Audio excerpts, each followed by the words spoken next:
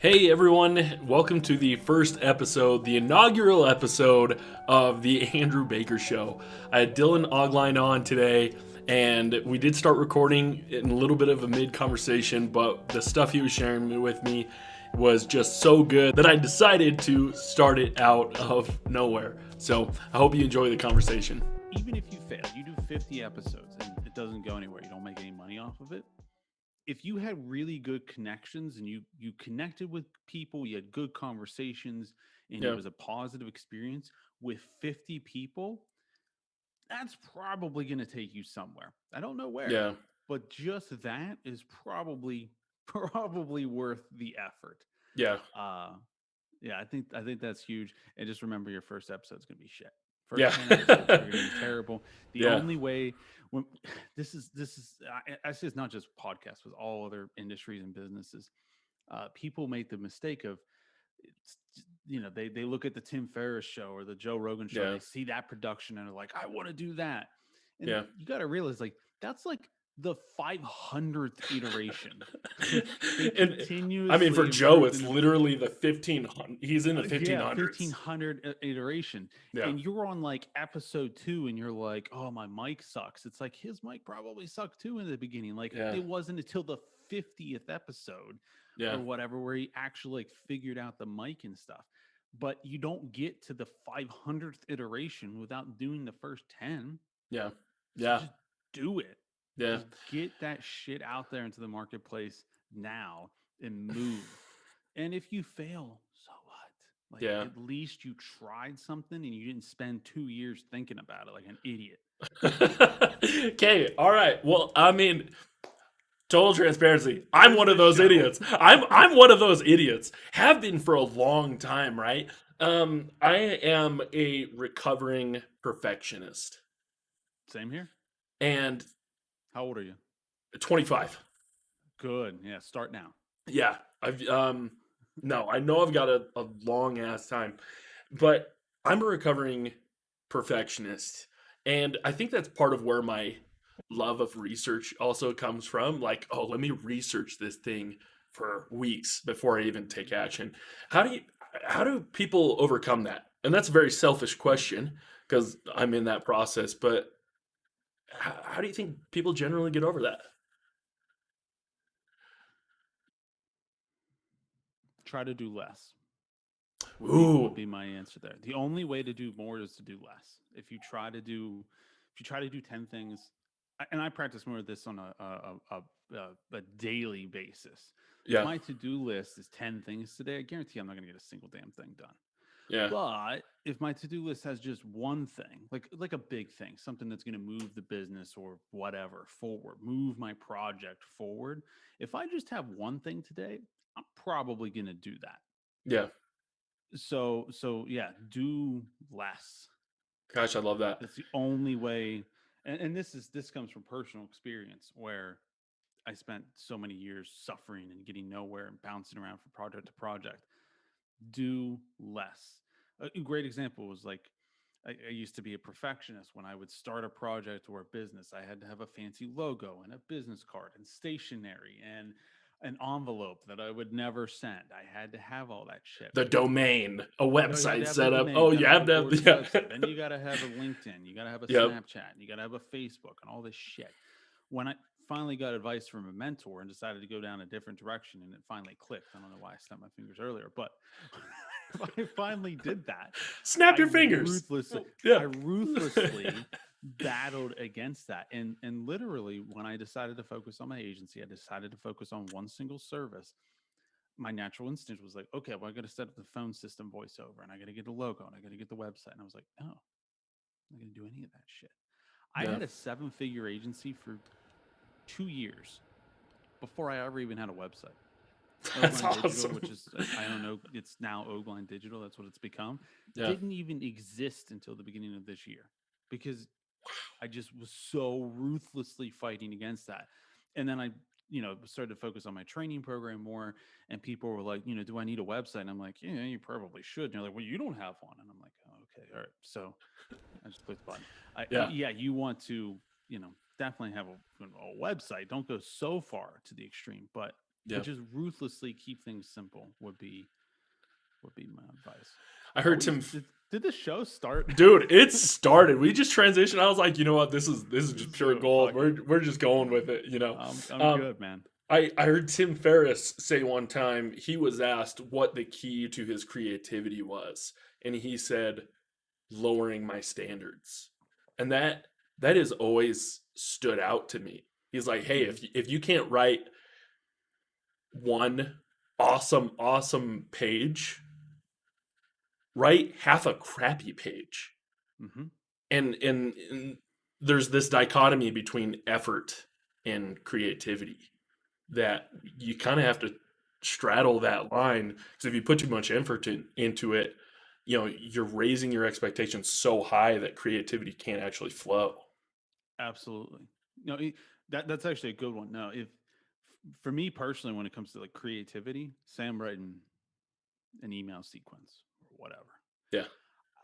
My goal is I realize that it's going to take 10 iterations of it until I actually am like happy with it.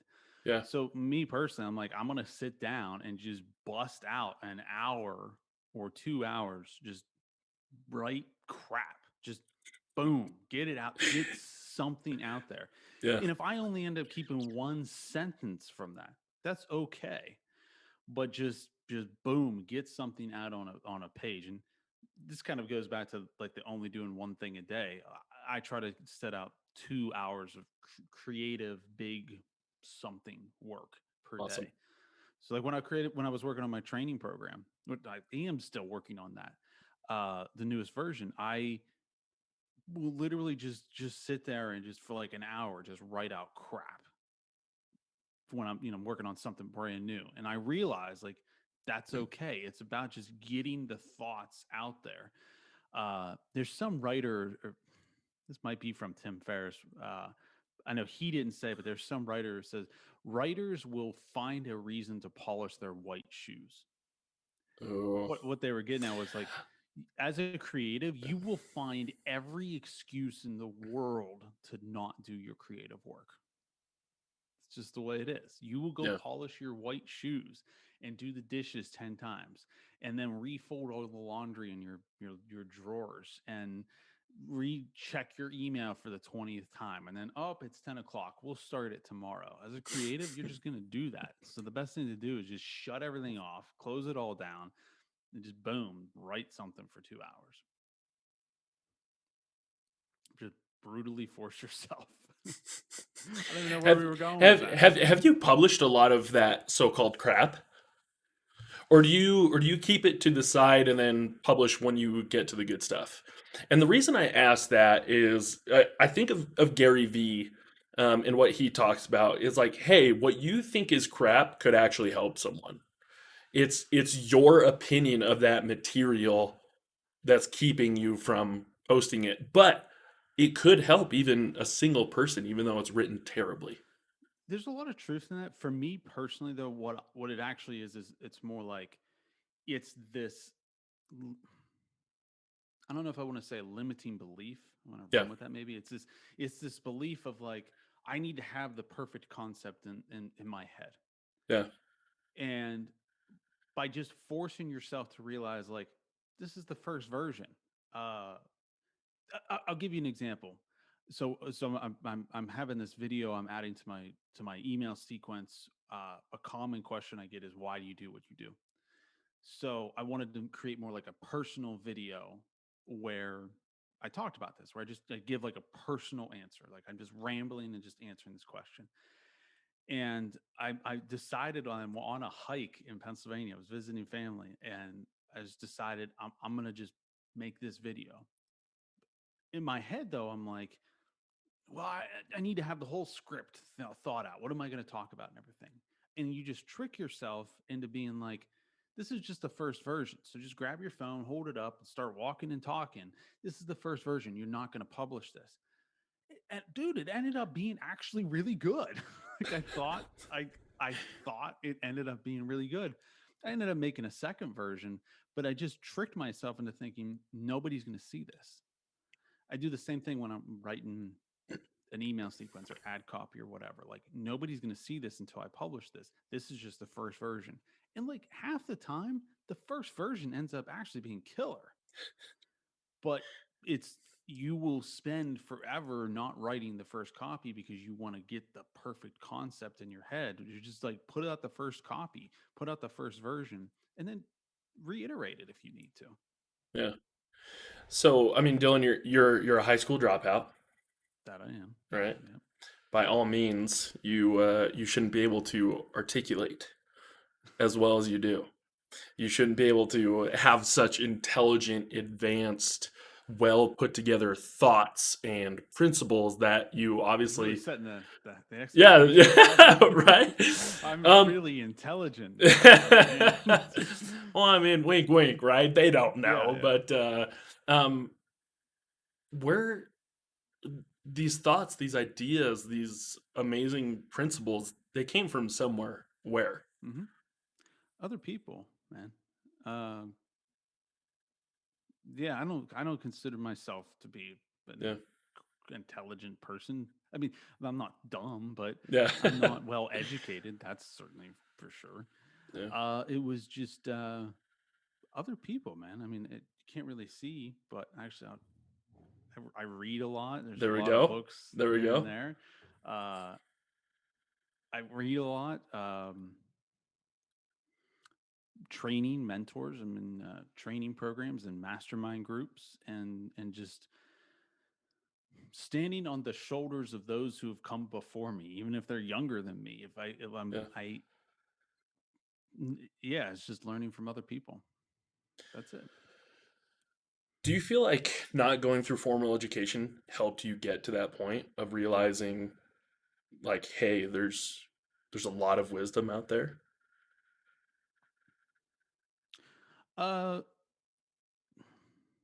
yeah, I would agree with that. For me, the lack of formal education was all about getting a head start. So I'm 31. Yeah. I've owned my own business for more than half of my life. Most people that are 31 can't say that. No. I've 17 years of experience. I'm 31. Most people can't say that. uh, so that's why I dropped out of high school and because I wanted to get basically a head start. And started selling cell phones. My very first business was I was 14. Actually, no. For further context, the first kind of it wasn't a business though. Was shoveling driveways and sidewalks and stuff. I did that. I'm from rural Pennsylvania, so I would grab my shovel and during the winter, and I would go around to all the houses and be like, "Can I shovel your driveway for like $5?" Probably did that when I was like 10, 11. But my first kind of business was selling cell phones. This is before the iPhone and anything like that, when all the good phones were made in Europe and the smartphones, I should say, the good smartphones were made in Europe. And I wanted one of the, I don't even remember what it was, one of the smartphones. And I ended up on some like wholesaler website and applied to be a wholesaler, and they approved me for Nice. some odd reason. So the short end of the story is that I was able to get these European cell phones at wholesale cost, ship them to the United States, pay all those fees, and then flip them on eBay and make 50 to $100 a phone. That was the very first business that lasted about a year. That's awesome. Where did you graduate to from cell phones? Cell phones. So that got shut down because my merchant account found out I was under the age of 18. Oh, bummer. I don't even remember what I did right after that. Uh, what I had learned was during those 12 years before it like finally clicked between like the ages of 14, 15 and 26, 27. Uh, I was always there was always kind of a backdrop of doing a lot of quote unquote agency work. So websites, if you needed a logo, I could do it for you. You needed a banner, you needed a PowerPoint, Dylan was your guy. Like I did all that kind of stuff, and there was many other projects that I started and failed. I talked about this earlier in a show I did earlier today, for a period of time, I'm very proud of this. I owned the world's number one Amish romance novel publishing company on Kindle. Number one, baby. On Kindle. Yeah, on Kindle, basically.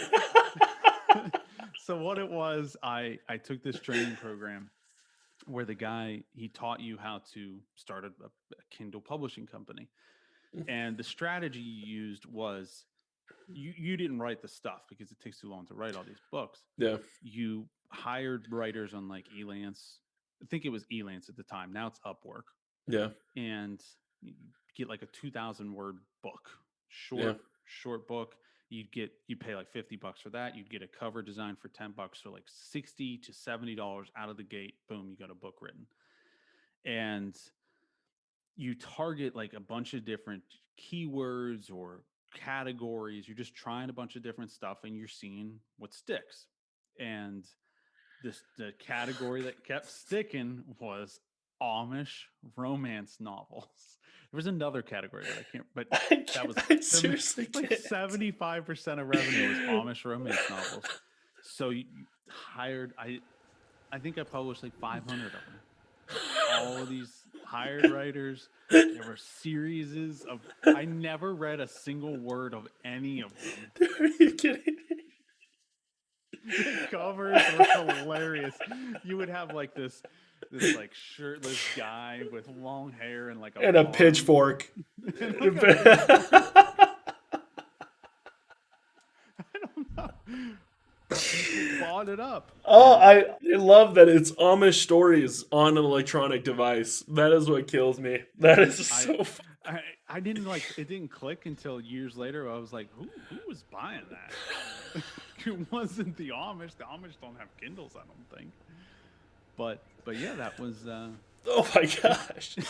I never made a lot of money. I was at max. I made like. Hey, you were number one, dude. Number But one. there was no doubt I was the number one. I gotta ask though, out of how many?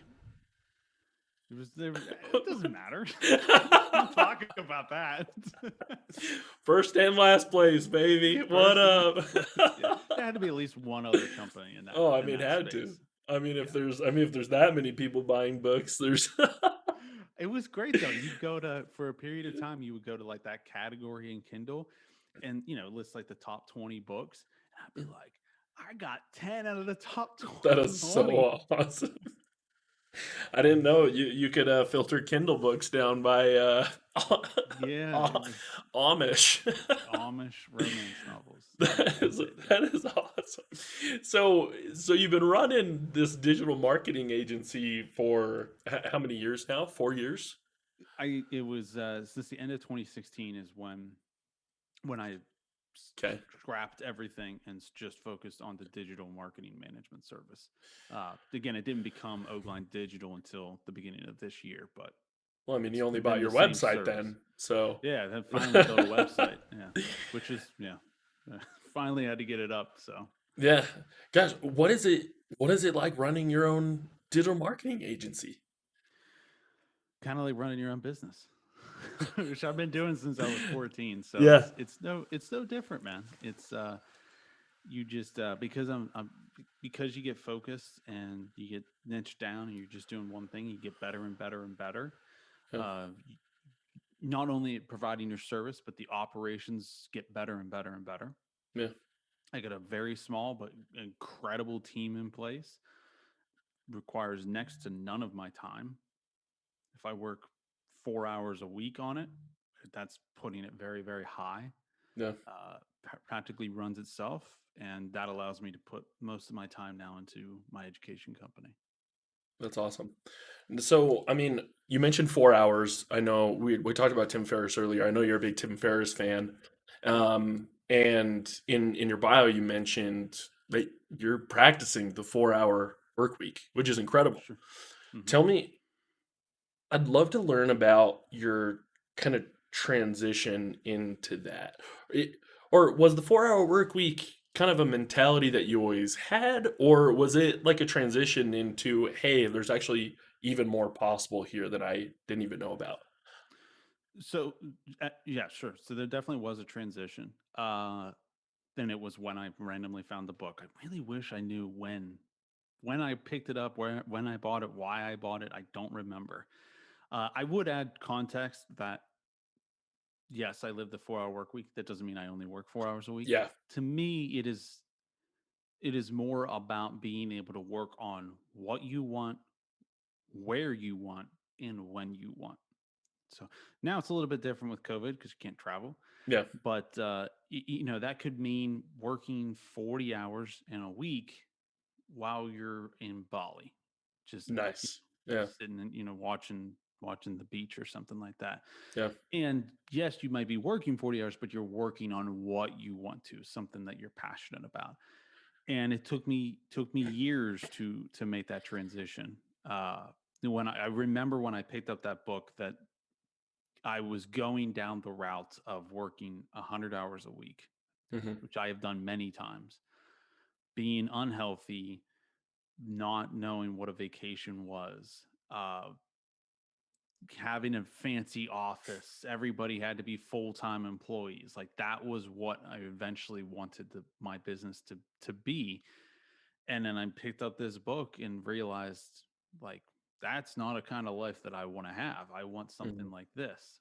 And I remember looking at people when I was reading and being like, I will have my life like that someday. And people laughed at me.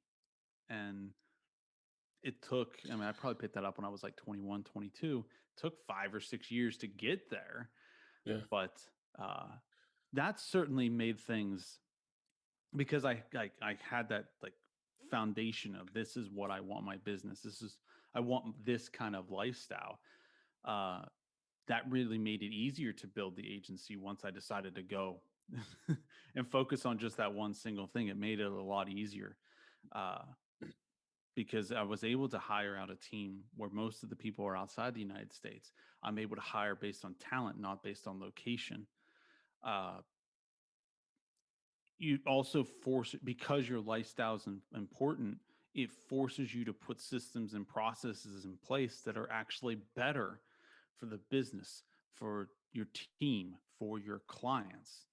Uh, like none of my clients know my cell phone number. They're not calling me at all hours. My phone's always on do not disturb. Things like that make me better at what I'm doing. And if it weren't for that knowledge, I wouldn't be here. 100%. Why do you think people laugh at this, man? Because I hear everything you just said. I'm like, gosh, like that's the freaking dream. That is the dream. Everything that you just talked about. Like, Hmm. if we could all live like that, where we're all working hard still, but we're working on things that we love to do, like that's that is the perfect scenario. And why do you think people scoff at the idea of that being a possibility? I believe it's just culture. We live in a country where, in a world really, where working 8 hours a week and having a heart attack in your 30s is a badge of honor. Like, Yeah. you did it, man. You killed The yourself working on something you hate. Like, and it's almost like this, you went through the grind of suffering, so it's this badge of honor. And I've written articles about this, and I've given interviews that talk about this sort of thing of like this old guard baby boomers who believe in working 100 hours a week. And if yeah. you're working anything less than that, if you're trying to be efficient, you're being lazy. And yeah, I think it's just a culture thing. My Hmm. brother is 10 years older than me. Love my brother, but he's definitely like that old guard where Yeah. he believes that I'm not a working man because I don't grind away for 80 hours a week on something I hate, or that I can get up at 10 o'clock in the morning, or not. I get up earlier than that, but at 10 o'clock in the morning, if my girlfriend's like, hey, do you want to go do this hike? I can be like, yeah, let's do it. Whereas, most people, most baby boomers that have a 9 to 5 job, they don't have that freedom. So The short answer is it's a culture thing, 100%. It's just Yeah. culture. Do you think, I mean, that mentality, do you think there are actually people happy doing that? You know, I know there's that badge of honor, and there's definitely, I feel like they're kind of like in only overcoming maybe an insecurity. It's like, oh, I would love that, but I don't think I can do it, so I'm going to make fun of it to make myself feel better. Do you think there are some people that are actually like legitimately happy doing the 50 to 100 hours a week working something they hate? I think it's possible, uh, because it is certainly fulfilling to. Uh, I'm a millennial. I think you're a millennial Yep. too. We're from our generation is more like we want to do things more efficiently. Like, what is the most efficient? There's a huge, massive difference between efficiency and effectiveness. Hmm. Uh, we care more about what's effective. So I said earlier, efficiency. We care more about what is effective. You could be the most efficient at checking your email 100 times a day. You might be the most Yeah. efficient person in the world in that. That's probably not too effective. You're probably not going to Yeah. get anywhere in your life in that. And there's a certain pride that comes from saying I am extremely efficient at this, and hard work is rewarding, but we kind of look at it and be like, well, are you actually doing anything there? Like, is that effective? Effective is I only check my email once a day or every other day. And because of that, I'm able to produce good work, this creative work that actually moves the needle. There's a massive difference between those two things. So, but could people be happy? Yeah, I think hard work is certainly rewarding, Yeah. but I believe in working smarter, not necessarily harder. If you can combine the two and work hard Yeah. on something that's smart, like awesome. Yeah. That's But the if you're perfect spot, right? yeah, but if you're just doing something to keep busy just so you can say that you're working, that's really stupid. Don't Yeah. do that. You're Yeah. being an idiot. Yeah. I I I Which I, I wait I totally for agree. context. I certainly made that mistake. I spent a Yeah. lot of my life doing that. Wasted too many thousands of hours doing stuff just so I could be busy. Busy is a choice. Don't be stupid.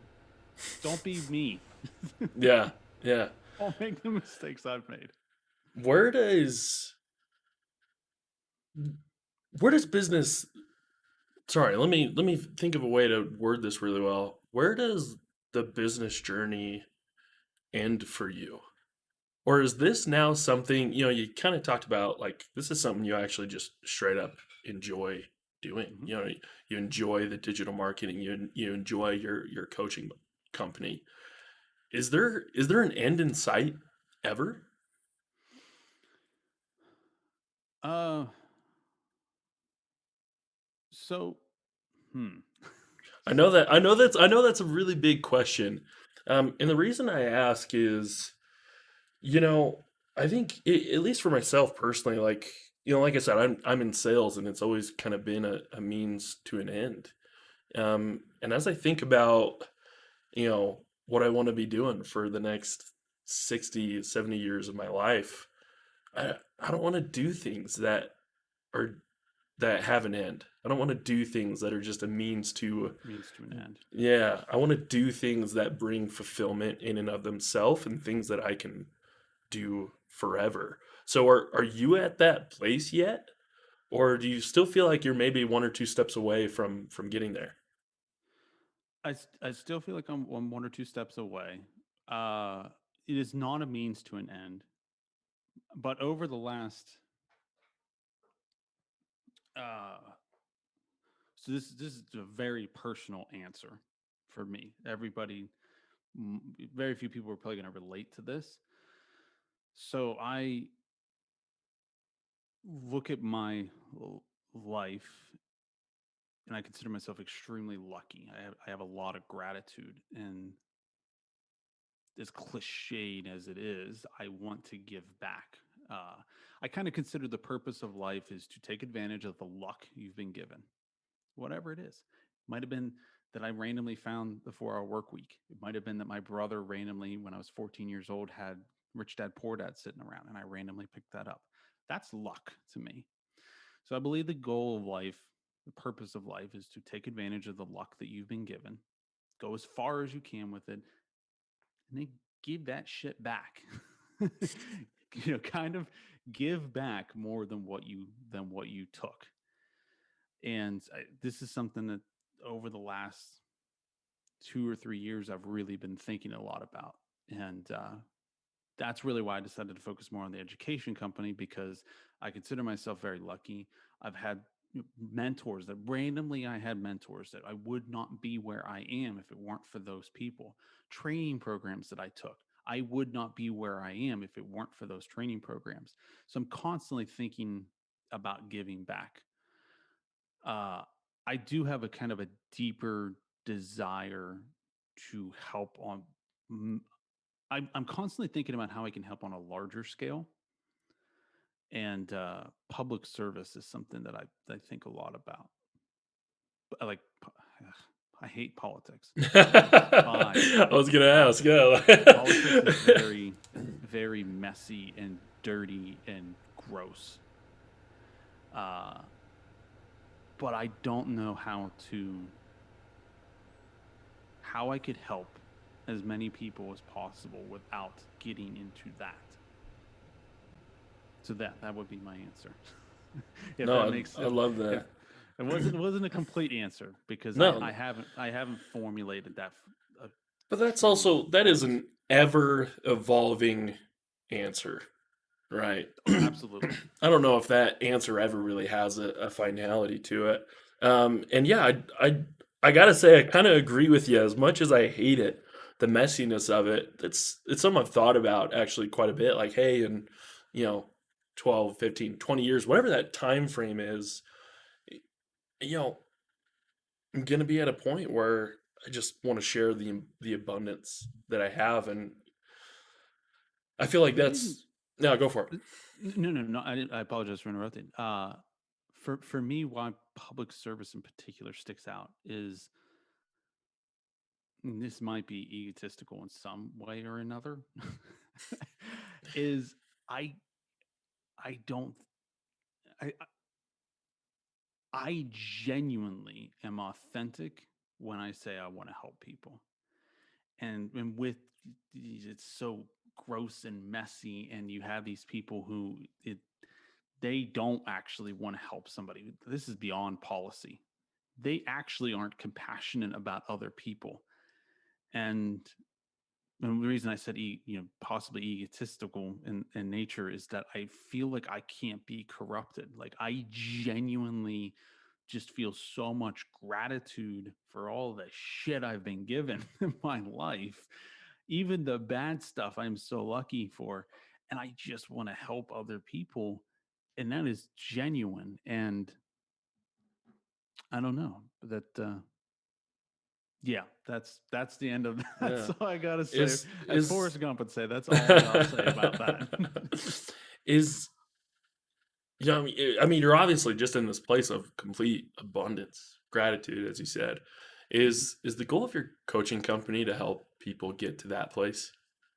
Is that like an ideal outcome of your coaching company is that they end in that same I'd say it's a state of being, that state of being of abundance. Is that the ultimate goal for it? Yes. So, uh, m- the actual tagline goal is to help any, essentially help anybody start and grow a six-figure digital agency. But during the program, I also teach about things like mindset and keeping your operations slim. Like, your lifestyle matters. And I see that there's a lot of people, especially younger millennials and whatnot, where they don't want to do the 9 to 5 thing.